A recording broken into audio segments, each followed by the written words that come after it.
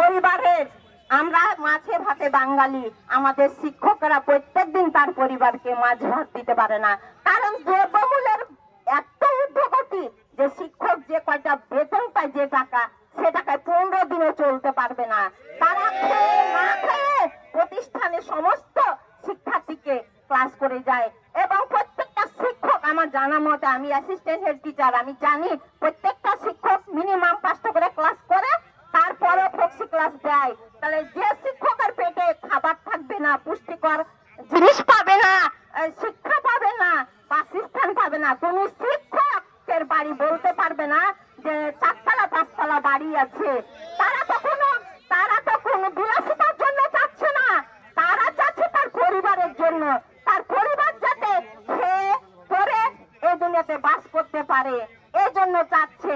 আর একটা কথা বলবো, আমাদের যে পিতা মাতা আমাদের মানুষ করছে ছোটবেলা থেকে, মিনিমাম প্রত্যেকটা শিক্ষক শিক্ষিকাকে মানুষ করতে 5 থেকে 6 লাখ টাকা লাগছে অনার্স মাস্টার কমপ্লিট করতে। সেই আমরা পিতা মাতাকে ঠিক মতো আদর আপ্যায়ন করতে পারি না। আমার অর্থের সংকটে আমাদের পিতা মাতাকে আমরা খাবার দিতে পারি না, চিকিৎসা দিতে পারি না, ঠিক মতো বস্ত্র দিতে পারি না। কোন রকমে শিক্ষকরা যে ক্লাসে যায় কোনোদিন একটা ভালো পোশাকে যেতে পারে না, কারণ তার পরিবারের দিকে দেখে যে পরিবারে আমার এত টাকা খরচ হবে, তাহলে সে নতুন পোশাক পরবে কিভাবে?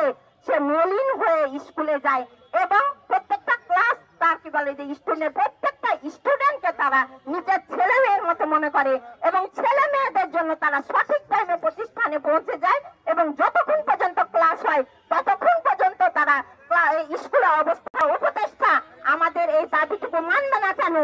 আমরা বেশি কিছু চাইনি, আমরা তো 45% চাইনি, আমরা চাইছি 20%। তাহলে 20% আমাদের দিতেই হবে, এই দাবি আমাদের মানতেই হবে এবং 1500 টাকা চিকিৎসা ভাতা সেটাও দিতে হবে এবং কর্মচারীরা যে কষ্ট করে তারা আমাদের আগে প্রতিষ্ঠানে চলে যায়, তারপরে ধোয়া মুছা আমাদের চা দেওয়া, সব ছাত্র ছাত্রীদের দেখাশোনা সবকিছু তারা করে এবং আমাদের 4টায় ছুটি হয়, তারা 5টা 6টা পরে স্কুল থেকে যায়।